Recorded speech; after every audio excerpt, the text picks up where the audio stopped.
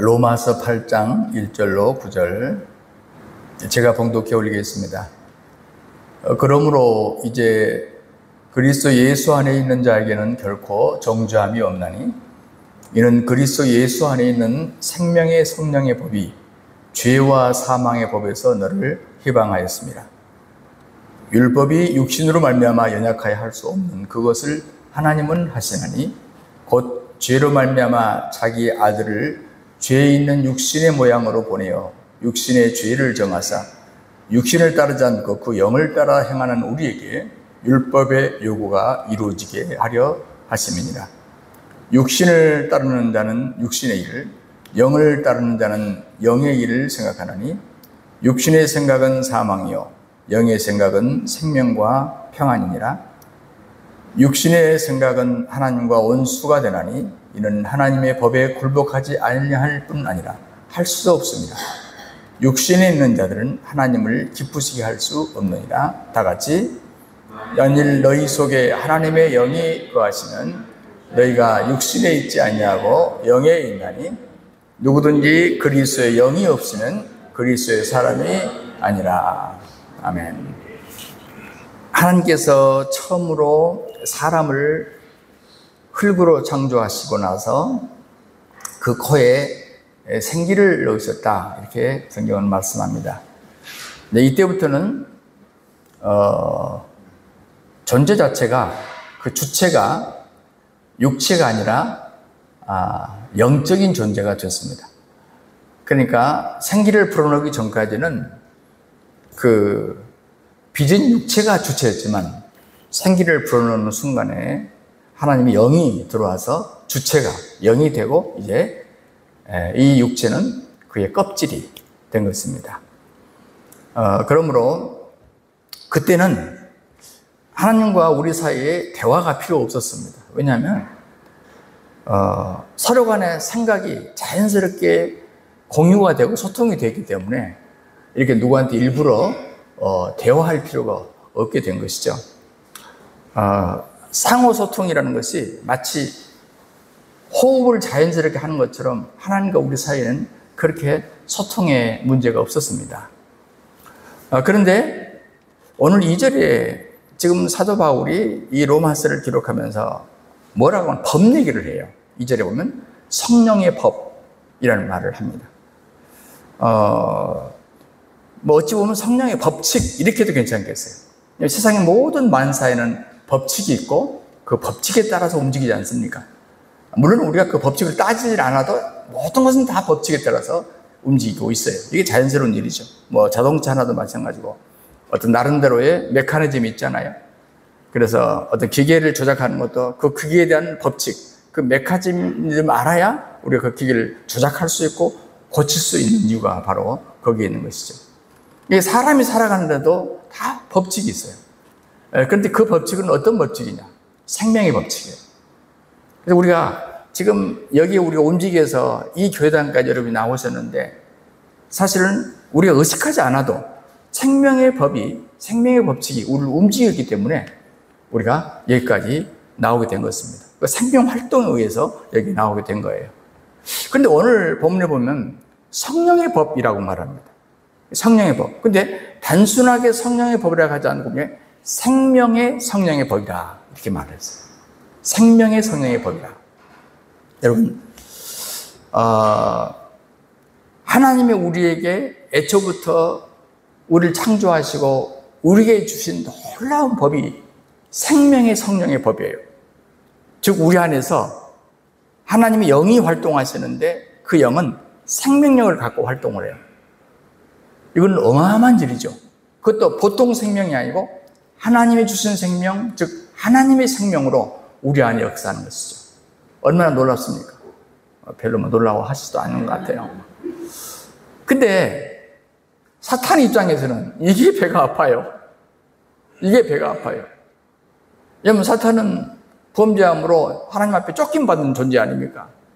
그래서 하나님의 사업을 다 허물고 싶은데 하나님은 인간을 만들어가지고 그 하나님과 버금가는 존재로 만드시고 그 속에다가 생명의 법이 작동하게 하시고 그 인간을 앞세워서 세상의 모든 우주 만물을 그 인간으로 하여금 조종할 수 있도록 위임 통치하도록 이렇게 해주신 사실에 대해서 얼마나 배가 아프지 몰라요. 그래서 그 하나님의 사업을 무너뜨리는 방법은 다른 방법이 없다. 그걸 위임한 인간을 무너뜨리면 하나님 일이 무너지는 것이다. 이런 그 사악한 생각을 하게 되죠. 그래서 바로 성령의 법을 무효화시키면 되겠다. 인간이 쉽게 넘어가겠어요? 그래서 이렇게 접근해 나가는 것입니다. 아담과 하와는 이 사탄의 유혹에 여러분 아시는 대로 넘어가죠. 그리고 범죄하죠. 이로 인해서 어떤 문제가 생기는 겁니까? 겉으로 볼 때는 이제 세상에 하나님 대신 내가 주인 노릇한다. 그렇지만 이건 굉장히 무서운 일입니다. 왜? 하나님과의 관계가 단절되어 버렸기 때문에. 내가 주인 노릇을 하는데 하나님의 힘으로 주인 노릇하는 게 아니에요. 그 연약한 진흙으로 흙으로 만든 먼지로 만든 인간의 힘으로 주인 노릇하겠다는 거 아닙니까? 속았어. 하나님같이 된다고 그러는데 이건 속임수였어요. 아담과 하와는 사탄의 의도대로 생명과 같은 하나님의 영을 상실하게 되고 동시에 나타나는 것이 뭡니까? 하나님과의 소통이 끊겨져 버렸다. 이게 가장 무섭습니다. 하나님과의 소통이 끊겨졌다. 이때부터 아담과 하와는 더 이상 영으로 생각할 수 없어요. 그래서 이때부터 성경은 이런 사람을 뭐라고 말하냐? 죄와 사망의 법에 지배된 육의 사람이라. 인간은 이제 육의 사람으로 영의 사람이 순간 한 번의 범죄로 사탄 마귀 꼬임에 넘어간 순간 육의 사람으로 전락해버렸고, 그리고 그 결과로 하나님과 우리 사이에 소통의 관계가 끊겨버렸어요. 전화선이 잘라져 버렸어요. 이때부터 아담과 하와는 사망의 법에 의해 지배를 받는 것입니다. 그래서 인간은 죽어요.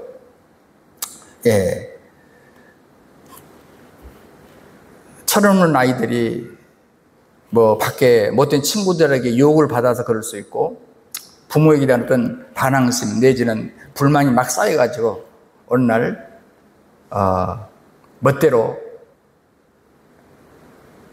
이제 부모님의 품에서 벗어날 거야, 나 독립할 거야, 이렇게 해서 소위 자유를 얻겠다고 하는 애들이 있어요. 여러분도 혹시 청소년 시절에 그런 적 있으십니까? 우리가 조금씩은 다 그런 비슷한 일이 있었어요. 철없으니까 그랬죠. 그때는 자유한 것 같은데 뭔가 자유가 아니야. 누가 뒷받침도 해주지 않고. 그래서 부모와의 교통에 끊어지고 살죠. 이것은 자유 같지만은 자유 같지 않는 생명. 어쩌면 더 많은 것이 나를 구속하는 생명이 되어버리지 않습니까? 가출한 아이들 특징이 뭐예요? 부모하고 연락이 두절된 겁니다. 근데 가출한 아이가 아빠, 엄마, 나 어디 있어? 그 말은 그 애는 가출한 게 아니에요. 그 애는 나 찾으러 오라 그 말이기 때문에 진짜 가출이 아니라고. 진짜 가출한 애들은 뭐예요? 부모하고 연락이 끊겨버려요. 이걸 우리 행방불명이라고 해요. 지금도 부모들이 애타게 그 행방불명된 철없는 아이들을 기다리는 사람이 많아요. 여러분, 우리나라가 남북 간에 이렇게 관계가 악화될 때마다 꼭 나오는 뉴스가 있어요. 공통된 뉴스가 하나 있어요. 그건 뭡니까? 북조선과 남한 간에 핫라인이 끊겼다. 핫라인이 끊겼다. 이 뉴스가 꼭 나와요. 그런데 어떻게 하다가 핫라인이 연결됐다, 그 말은 무슨 말이에요? 이제는 두 나라가 정상화될 가능성이 생겼다. 50%는 성공했다, 이 말이거든요. 이 핫라인이라는 게 그렇게 중요한 거예요. 똑같아요. 우리도.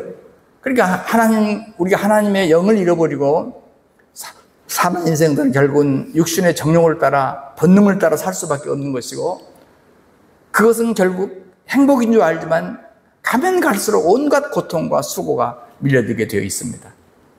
그래서 우리가 사는 현장에서 시기, 다툼, 원망, 분쟁, 갈등, 미움, 온갖 악한 것들이 우리 주변을 감싸합니다.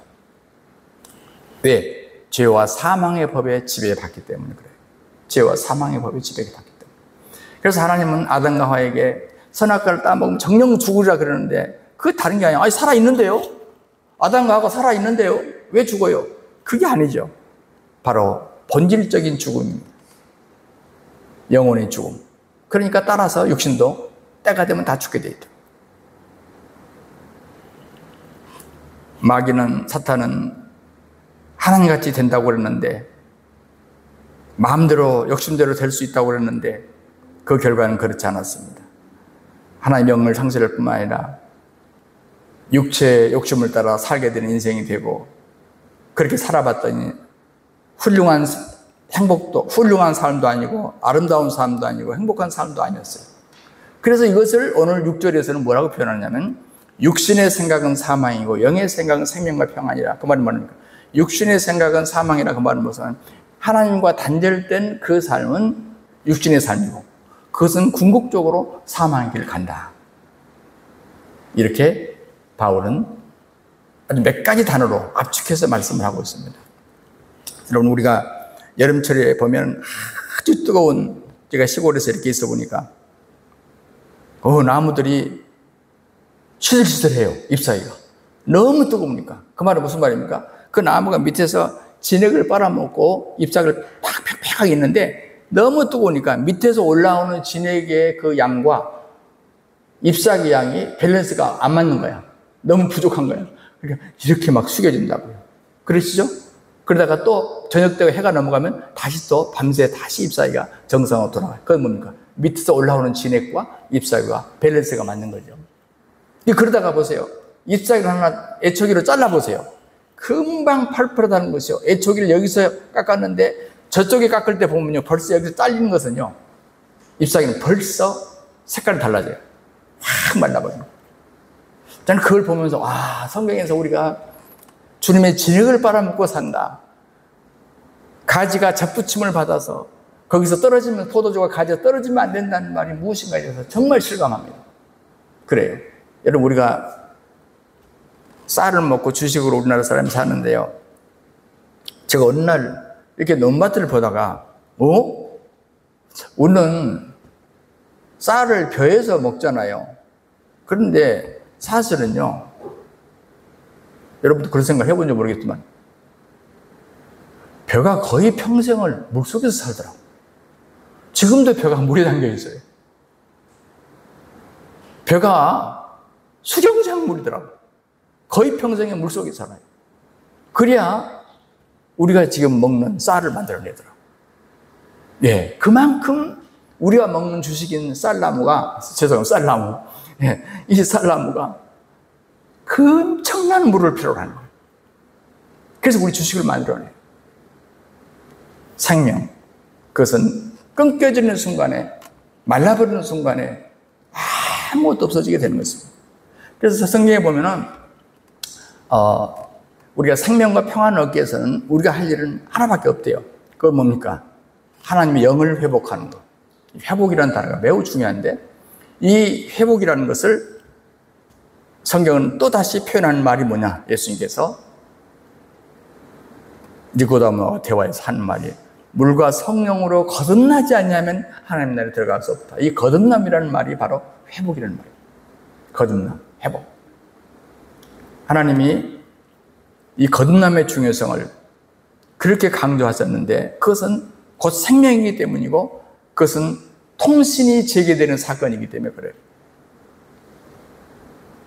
재창조라고 신학에서 말해요. 다시 만드는 것입니다. 그러니까 개선해가지고, 세상에서는 그래요. 세상의 모든 교육, 도덕, 세상의 모든 방법들은 개선해서 사람을 바꿀 수 있다고 보는 거예요. 그러나 성경은 그렇게 믿질 않아요. 가르치질 않아요. 우리를 재창조, 거듭 태어나야 된다고 말해요. 다시 태어나야 된대요. 이렇게까지 우리에게 강력하게 얘기를 하고 있습니다. 그것은 뭡니까? 하나님과 먼저 하나가 되는 것입니다. 그래서 하나님은 독생자 예수님을 이 땅에 인간의 몸을 입고 오시게 하는 엄청난 기획, 그리고 그 성취를 통해서 그 일을 통하지 않으면 방법이 없으니까 엄청난 일을 이루셨습니다. 지금도 성령을 통해서 그 일을 이루고 계시고, 이것은 인위적으로 이루어지는 게 아니기 때문에 성령께서 하는 겁니다. 사람의 노력으로 될 것 같으면 우리가 할 수 있는데 안 되니까 성령으로 이 일을 지금도 계속 하고 계십니다. 그리고 바로 이것은 하나님과 하나 되면 또 이 세상의 모든 우리도 마찬가지입니다. 하나 된다고 하는 것은 사랑을 통하지 않으면 불가능합니다.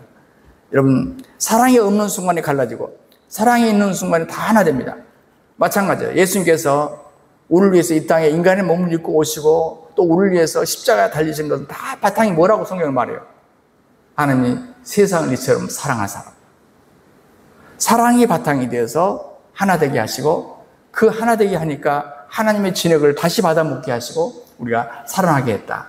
이것이 로마서의 중요한 가르침인 것입니다. 근데 오늘 제가 포커스를 어디에 두고 있냐면 예수님이 십자가에 달리실 때 여러 가지 사건이 있었어요. 막 비바람이 천둥이 친다 할지 이런 것도 있었죠. 그런데 가장 우리들이 주목하는 사건이 뭐였냐면 성전의 지성소와 성소를 맡고 있던 휘장이 찢어져 버린 것입니다. 그것은 뭘 의미했습니까? 우리는 많이 들어서 압니다. 그것은 교통, 끊겼던 한 라인이 하나님과 우리 사이에 끊겼던 한 라인이 다시 이어졌다는 사건. 그래서 이 막혔던 소통이 뚫렸다는 사건이기 때문에 엄청난 사건이었어요. 그런데 그럴 때 뭐 있다 뭡니까? 생명의 성령의 법이 사라졌다가 예수님의 십자가 사건을 통해서 생명의 성령의 법이 다시 작동하는, 우리가 다시 작동하는 재창조 역사가 이 사건을 통해서 이루어졌기 때문에 우리는 그렇게 십자가 사건을, 예수님 십자가 사건을 그렇게 중요하게 생각하는 것입니다. 그런데 오늘 이 본문에 보면요, 이 성령의 법이라는 말을 할 때 앞에다가 생명의 성령의 법이라 이렇게 말해요. 근데 그 앞에 또 수식하는 말이 있어요. 뭡니까? 2절에 보면 그리스도 예수 안에 있는 생명의 성령의 법이리. 자, 성령의 법이 보통 법이 아니고 생명의 성령의 법인데 그 안에 있기를 뭐라 하냐면 그리스도 안에서만 있는 생명의 성령의 법이라. 이렇게 바울은 표현했습니다. 자, 우리는 한없이 이 말씀을 묵상할 수 있겠지만 왜 이런 표현을 했겠습니까? 또 다른 성경에서는 내가 내 안에, 내가 네 안에 있다 이런 표현을 합니다. 그래 우리가 예수님이 내 안에 계실 때만 내가 예수만에 있어요. 내가 예수만에 있다는 얘기하고 예수님 내 안에 있다는 말은 사실 똑같은 얘기예요. 내가 예수만에 있을 때 예수님 내 안에 있는 것이고 내 안에 예수님이 있을 때 나는 예수님 안에 있는 것입니다. 그런데 오늘 이 시간 여러분이 이 땅에서 겪고 있는 모든 삶의 모든 문제, 그 근원은 무엇입니까? 사실은 이 부분에 있습니다. 예수님이 내 안에 내가 예수만 있지 못하는 부분 때문에 자꾸 발생하는 것입니다. 우리 마음과 생각을 하나님의 영이 지배하는 그 수준이 돼야 되는데 그렇지 못하기 때문에 우리에게 많은 문제가 발생하는 것입니다. 여러분, 우리가 이제 여러분 외국에 나가실 때 부담스러운 부분이 뭐냐면 비행장에서 특히 애국공항에서 비행기를 탈 때, 특히 갈아탈 때 우리가 보딩 패스만 믿으면 안 돼요. 분명히 어느 게이트로 가라고 돼 있는데 어쩔 때는요 방송이 나와요. 어떤 게이트로 바뀌었습니다. 지난번에도 경험을 했거든요. 그게 뭡니까? 그 잘 알아듣지도 못하는 그 나라 말에 어찌라도 늘 신경을 써야 될 부분이 뭐냐면요, 바뀔 수 있다는 거 아닙니까? 게이트가 바뀌었습니다. 어디로 바뀌었습니다. 그러고 달려가야 돼요. 사실은 우리나라 비행장도 큰 비행장이 있지만 정말 어떤 나라를 가보니까 막 터미널이 1, 2, 3 막 그래요. 그래서 막 기차가 엄청나게 한참 옮겨줘야 다음 터미널로 갑니다. 그렇기 때문에 정신 못 차리면 큰일 나거든요.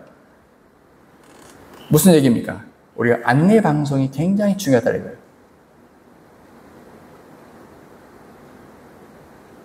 누가 말한 거 중요한 게 아니에요. 그 비행장에서 순간순간 수많은 비행기가 몇 분 사이로 왔다 갔다 하기 때문에 사고 나지 않게 해서 저 관제탑에서 순간순간 바꿀 수가 있거든요. 그것이 더 우선이거든요. 근데 이거 뭡니까? 안내방송이라고 그래요. 근데 안내방송에 주목하지 못하면 아주 난처한 일을 당할 수가 있어요. 우리 인생도 마찬가지입니다. 우리 인생길을 안내하는 하나님의 방송을 우리가 잘 들어야 되는 것입니다. 그걸 성경에서 뭐라고 합니까? 하나님 우리를 바른 길로 옳은 삶으로 인도하기 위해서 끊임없이 말씀하고 계신다. 그것을 길이요 진리요 생명이라고 말합니다.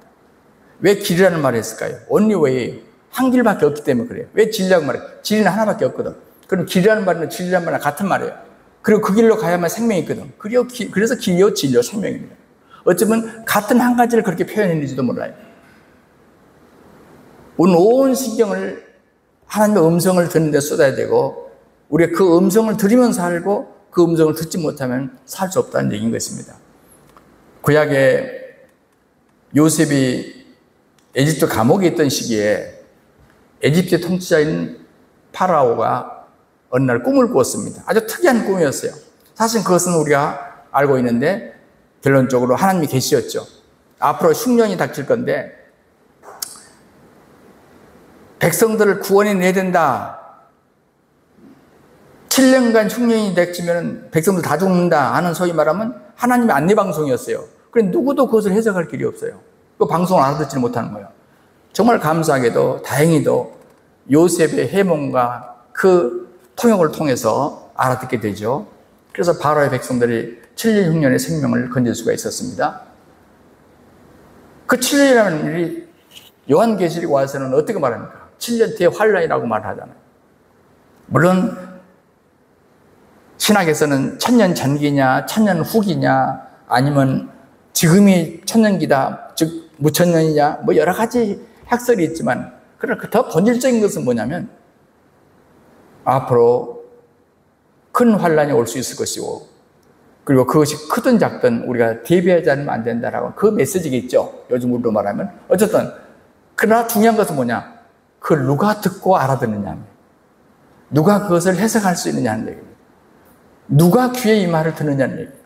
그래서 우리가 오늘 제목을 영적 소통을 위한 영적인 훈련이라, 제가 뭐 훈련이라는 말을 써서 너무 좀 연습이라고 원래 생각을 하려다가 연습보다는 훈련이 좀 강할 것 같아서 그 단어를 썼습니다. 자, 우리가 하나님의 음성을 듣고 계속 소통하기 위해서는 몇 가지 기본 훈련, 기본 연습이 필요하다 하는 것입니다. 그거를 5가지로 정리해 왔습니다. 그것은 이보다 의를 생각하는 훈련. 두 번째, 일의 주인이 하나님인 훈련. 세 번째, 매일 성경을 묵상하는 훈련. 네 번째, 매 순간 깊이 기도하는 훈련. 그리고 5번째, 순리적으로 하는 순종의 훈련. 자, 이 훈련이 우리가 하나님과 교통하는데 매우 중요한 훈련이 되겠습니다. 첫째, 혹시 주보가 왔나요? 나눠주면 설교 시간에 볼 수 있도록. 아, 주보가 있으세요? 아, 있었어요? 없는 줄 알고. 예. 자, 첫째, 이보다 의를 생각하는 훈련입니다. 여러분, 우리가 매사에 생각할 때 이익을 생각하지 않고 의를 생각한다. 제가 잘 알지는 못하지만 공자의 논어에 있는 얘기를 보면 이런 얘기가 있어요.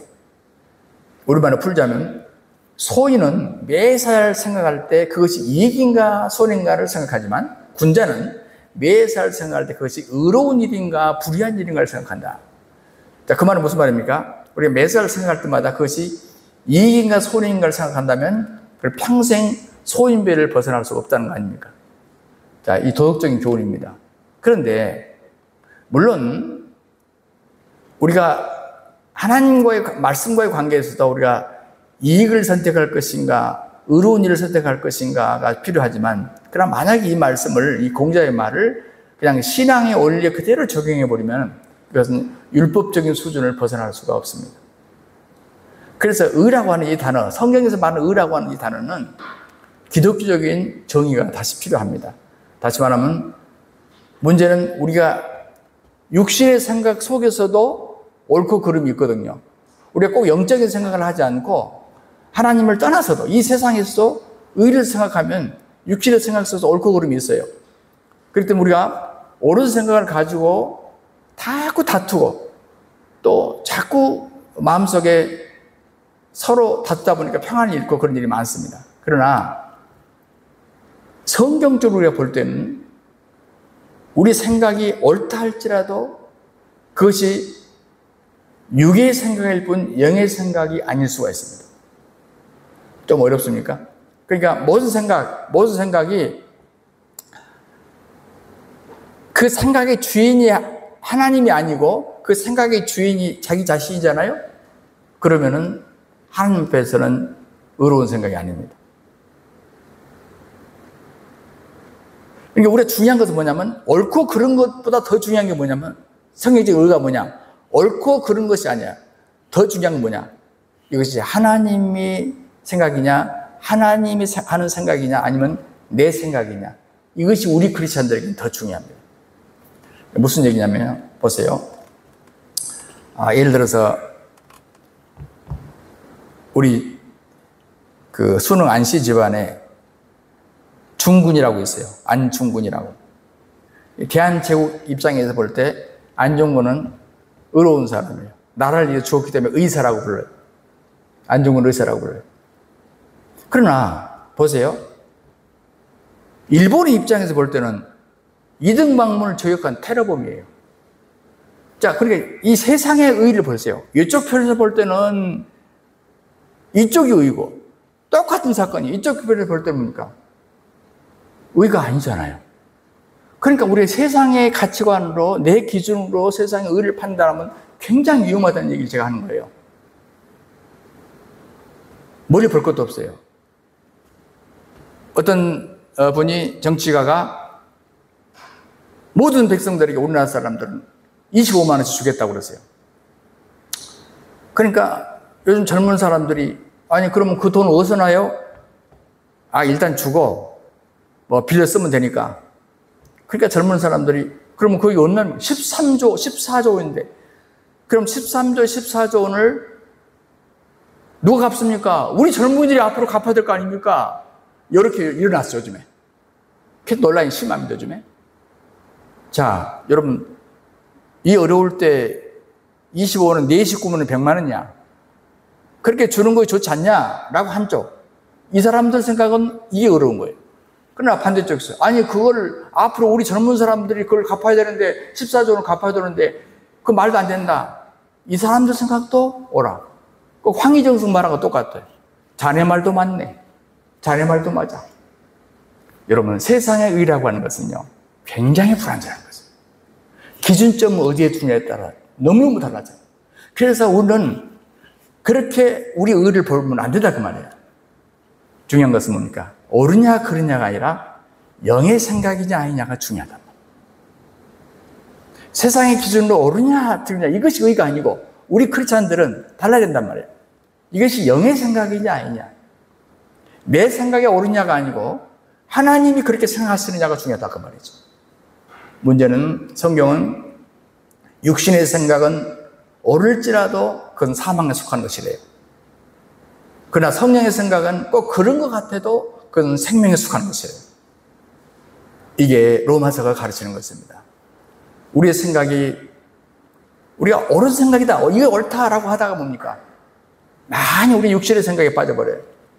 많이 실수합니다. 결국 뭡니까? 이것이 옳다 그르다 판단하는 것은 무엇입니까? 이게 선악과예요. 선악과예요. 이게 선이냐 악이냐를 알게 하는 나무라 그랬잖아요. 선악과예요. 그러니까 오늘날도 우리가 수없이 선악과를 따먹고 살아요. 옛날만 따먹는 게 아니에요. 옳다 그르다 판단하는 순간에 우리는 선악과를 따먹는 겁니다. 선악과는 무엇입니까? 그건 율법이에요. 율법은 뭡니까? 생명이 없습니다. 옳은 생각이 중요합니다. 그럼 더 중요한 것이 있습니다. 옳은 생각을 우리를 구원하지 못합니다. 우리를 구원하는 것은 하나님의 생각입니다. 하나님의 판단이에요. 그걸 우리는 영의 생각이라고 말하는 것입니다. 영의 생각이 중요합니다. 그 생각이 우리를 구원할 겁니다. 그래서 성경은 말하길 육신의 생각은 사망이요 그렇게 말합니다. 영의 생각은 생명과 평안이라. 한번 따라하겠습니다. 육신의 생각은 사망이요 영의 생각은 생명과 평안이니라.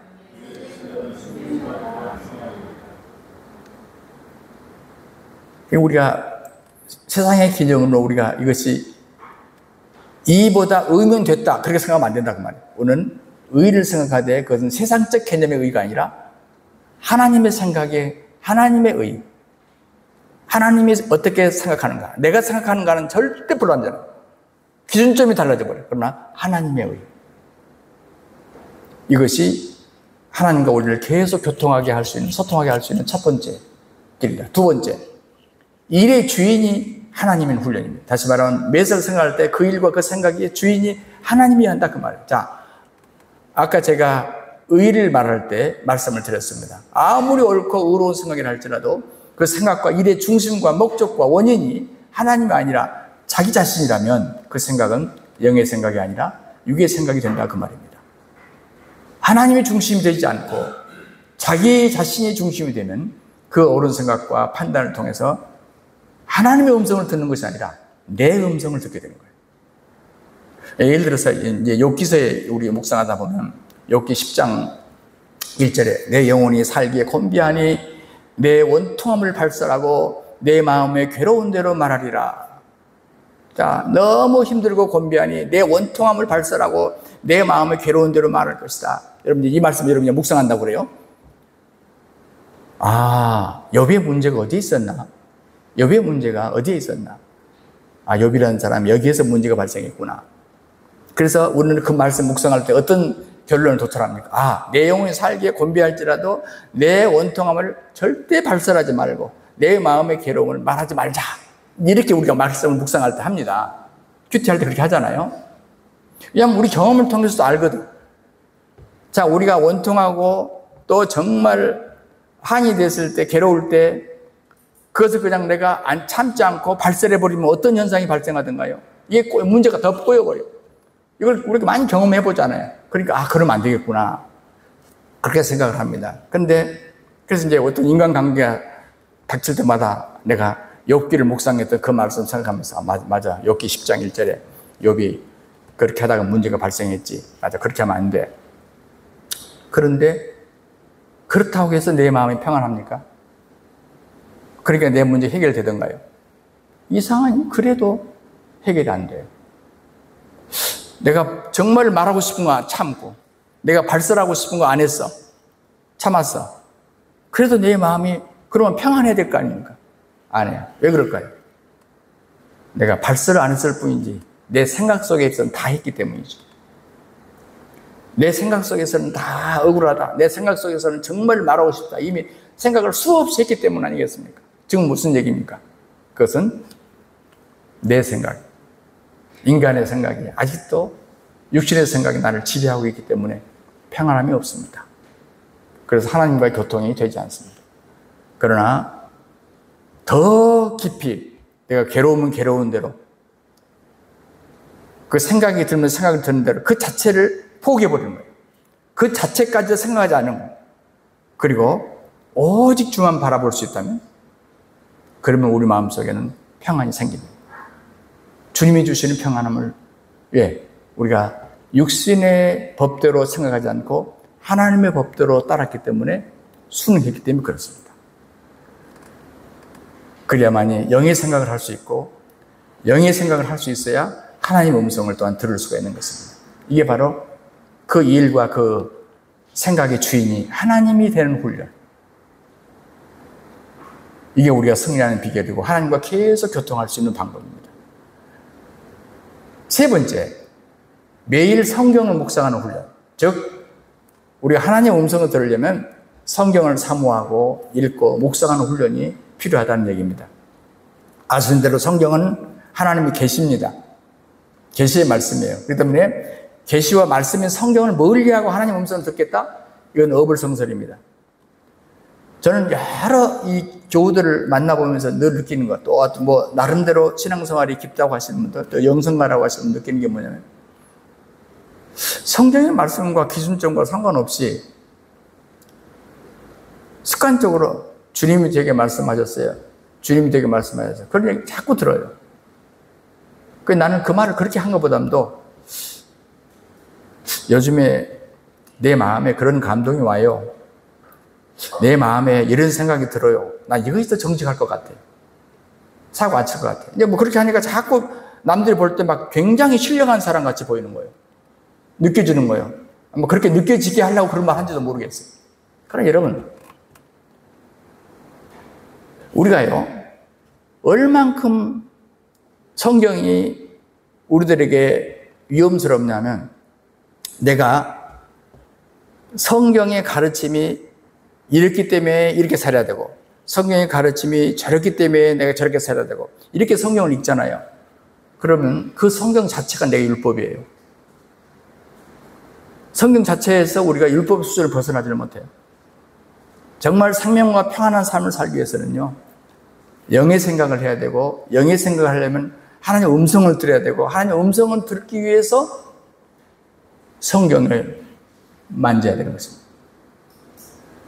우리가 성경을 읽을 때 깊이 묵상하고 은혜를 사모하고 읽어야 됩니다. 왜냐하면 하나님의 말씀을 읽고 감동을 받고 은혜를 받지 못하면 그것은 똑같은 성경이지만 내게 율법책이 돼요.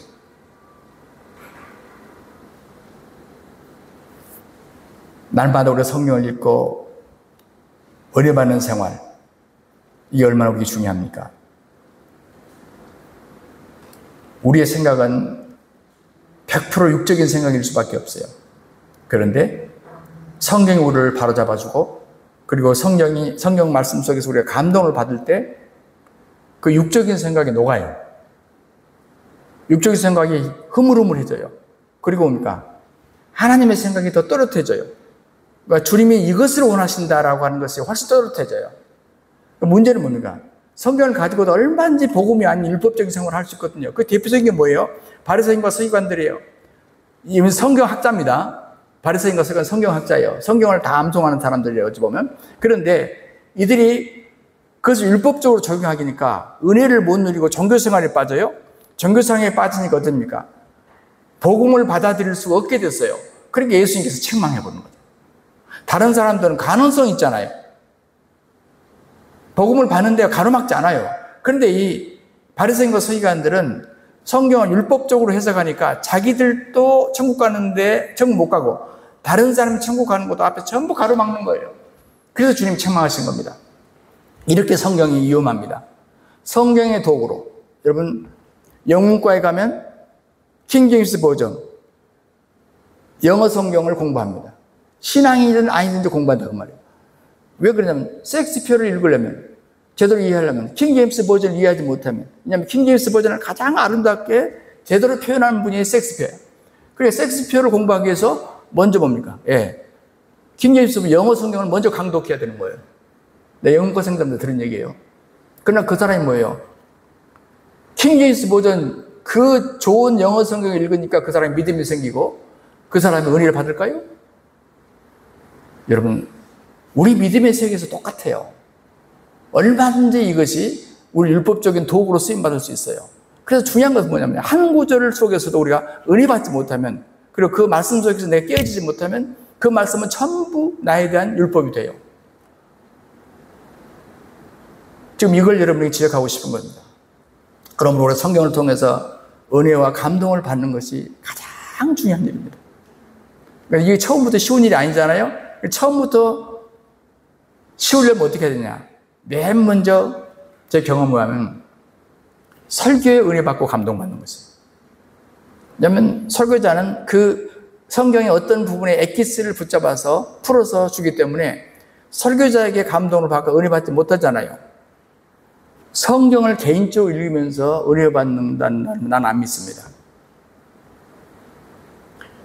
설교에서 은혜 받는 그 습관이 되지 않는 사람은요, 성경을 받고 파고들어도 자기식의 공부는 가능하지만 그 속에서 하나님의 음성을 듣지는 못해요. 지금 오늘 하나님과 소통의 문제를 말하고 있습니다. 그 속에서 계속 성경에서도 내 음성을 들어요. 성경에서 내 지식의 음성을 듣지 하나님의 음성을 듣지 못해요. 이게 위험성이라 그 말이죠. 그래서 우리가 설교에 은혜 받고 감동받기 원한다면 우리 예배를 그만큼 그래도 중요시 여겨야 되는 것이고, 그리고 영과 진리로 예배 드릴 수 있어야 되고, 그래서 우리가 예배를 소홀히 하면 설교를 소홀히 하게 되고, 설교를 소홀히 하게 되면 성경을 소홀히 하게 되고, 성경을 소홀히 하게 되면 하나님의 음성을 들을 수 없는 육의 사람이 될 수밖에 없습니다. 심령의 평강이 나를 지배할 수가 없습니다. 주의 음성을 못 듣는데 무슨 평강이 생기겠어요? 전부 내 음성을 듣고 사는 겁니다. 내 마음의 소리를 듣고 사는 겁니다. 그리고 모든 세상을 매살 결정할 때 내 결정을 하는 겁니다. 하나님과 의논을 본 적이 없어요. 내 경험으로 결정하는 것이죠. 그러므로 네 번째, 매 순간 깊이 기도하는 훈련이 또한 필요합니다. 하나님의 음성을 들으려면 특별히 성령 받기를 위해서 깊이 기도해야 된다고 성경은 말해요. 지혜들에게 성령 받기를 기도하라고 그랬어요. 구하고 찾고 두드리라. 누가복음 12장 13절에 내가 악할지라도 좋은 것을 자식에게 줄 줄 알거든. 하물며 너희 천부께서 구하는 자에게 뭘 주지 않겠느냐? 성령을 주시지 않겠느냐. 특별히 성령 받기를 위해서 기도하래요. 자, 오늘 주제가 이 주제가 아니기 때문에 간단히 말씀하고 넘어갑니다만, 그래서 우리가 하루를 시작할 때 눈을 뜨면 어떤 분은 그런 책 제목을 썼잖아요. Good morning, Holy Spirit. 안녕하세요, 성령님 하고 하루를 시작한다고. 정말 이게 필요한 것 같아요. 우리 아침에 눈을 뜰 때 첫 마음의 생각이 하나님이십니까? 아니면 오늘 당면할 그 문제의 일입니까? 그것도 우리가 생각하지 않을 수는 없죠, 사람인데. 그렇지만 맨 먼저 생각을 그것 전부 접어놓고 우선 내가 눈을 뜨면 하나님과 짧은 시간이라도 하나님을 생각하고 하나님과 하루를 계획하는 것입니다. 나는 성령 충만이라는 것을 은사가 충만하고 능력이 충만한 것만을 제가 지난번 요한복음에서 말씀드렸지만 라고 난 보지 않아요. 저도 그런 경험들을 해보지 않은 건 아닙니다. 그러나 진짜 성령 충만함은 무엇입니까? 하나님과의 깊은 교제입니다. 내가 뭘 하든지. 그래서 교회와 가정과 세상에 많은 우리 주변에 어려움이 생기지 않습니까? 그러나 그것은 어차피 이 세상에 있는 어려움들이지만 그것을 극복하는 방법은 다 달라요. 영의 생각을 하는 사람은 그걸 영으로 해석하기 때문에 극복이 돼요. 그러나 육으로 해석하는 사람은요, 모든 걸 육으로 해석하기 때문에 해결할 길이 없습니다. 계속 문제가 또 꼬이고 또 꼬입니다. 그래서 교회들이, 은혜스러운 교회는요, 교회 중직자들이 자꾸 회의를 하는 것이 아니라 예배하고 기도하고 예배하고 기도하고. 요즘에 우리 교우들 몇 분이 저녁만 시간만 되면 서로 단톡으로 같이 이렇게 같이 기도하는 시간을 한 시간씩 간다는 얘기를 들었습니다. 제가 뭐 하라는 것은 아니었는데 얼마나 감사한 일인지 몰라요. 자원해서 할 수 있다는 게. 예, 서로 기도 제목을 나누고 계속 기도하고 서로를 위해서 기도해 준다는 게 얼마나 중요한 일인지 몰라요. 매 순간 기도하는 훈련. 나는 이것이 주님과 영적인 소통을 계속 할 수 있는 것이라. 유지할 수 있는 길이라. 그리고 마지막 하나 더, 순리적으로 하는 순종 훈련입니다. 자연스럽게 순종하는 단계까지 훈련하자 그 말이죠. 우리 죄인들에게 하나님의 말씀은 어찌 보면 그 말씀 자체로서는 무겁고 부담스러운 것입니다. 순종하기 쉽지 않아요. 그러나 하나님 말씀을 듣고도 즉각 순종하지 않게 되잖아요. 그럼 어떤 문제가 발생됩니까? 이게 자꾸 반복되잖아요. 그러면 하나님의 음성을 점점 알아차리지 못하는 단계에, 무딘 단계에 이르게 되는 거예요. 그러니까 우리의 뭡니까? 이 수신 장치가 고장이 나버려요. 이게 더 무서운 일입니다. 자, 엘리 시대에 그때 사무엘은 그 성전에서 아주 어린아이일 때이죠. 예. 이제 젖돼 가지고 어린아이일 때예요. 근데 그 엘리 시대를 표현할 때 성경은 뭐라고 말하냐면 하나님의 말씀이 희귀했다 그래요. 희귀하단 말 아시죠? 하나님 말씀이 참 희귀했다 그래요. 무슨 얘기입니까? 아니, 성전에 가면, 그리고 제사장들 집에 가면 성경 필사본이 다 있는데 무슨 성경이 희귀합니까? 그 뜻이 뭘까요? 저는 그렇게 해석하고 싶어요. 저들이 하나님 말씀에 불순종한 거예요. 이게 불순종인 삶이 계속 반복되고 살았다 그 말이에요. 그러나 반대로 하나님 말씀에 즉각적으로 순종하는 삶을 살게 된 사람을 거기 샘플을 하나 둔 거예요. 그게 누굽니까? 사무엘이에요.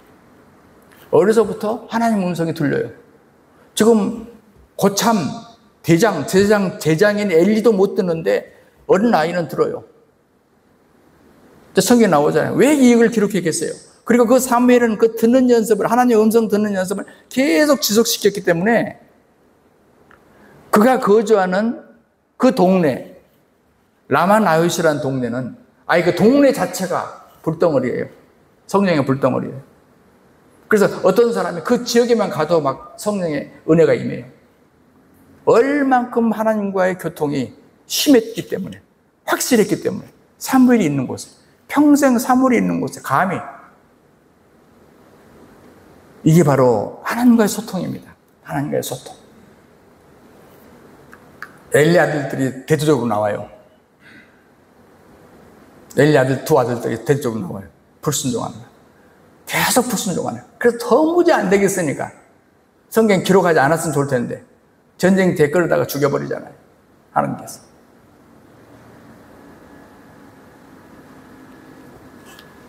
여러분, 이제 좀 쉽게 얘기를 할게요. 자녀들을 여러분 이제 어른들이 많이 키웠어요, 옛날에는. 그러면 그 가운데서 어떤 아이는 부모님 말에 자꾸 순종을 하는 스타일이 있고 어떤 아이들은 순종을 좀 안 하는 스타일이 있을 수 있어요. 그러면 어려서부터 순종한 아이는요, 순종이란 것이 부담이 없어요. 왜요?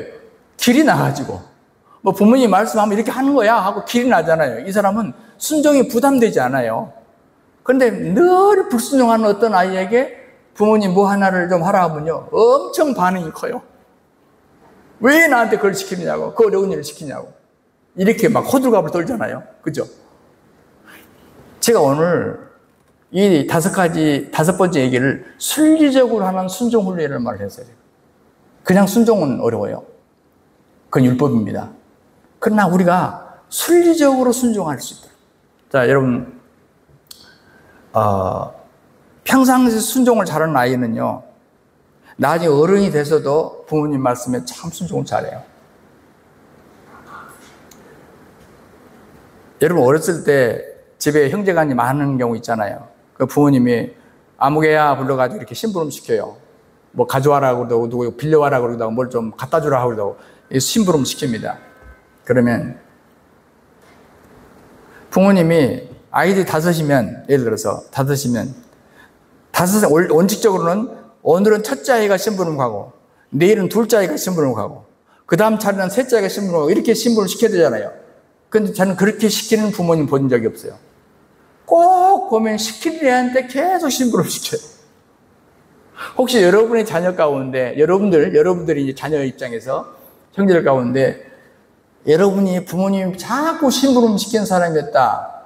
그 아이는 착한 아이입니다. 왜냐하면 부모님 심부름 시켜보니까 요 아이를 시키면 군소리가 없어. 그냥 갔다 오는 거야. 그래서 다른 애를 시키면 그냥 한 번 화가 나야 되는 거야. 그러니까 부모님 어쩌니까 늘 순종 잘하는 아이한테 계속 심부름 시키게 돼 있지 않겠어요? 제 말이 좀 틀렸나요? 제가 말하는 것은 뭐냐면요, 그 아이, 늘 심부름 시켰던, 그리고 심부름 했던 그 아이는 부모님의 말에 순종이 매우 자연스러워요.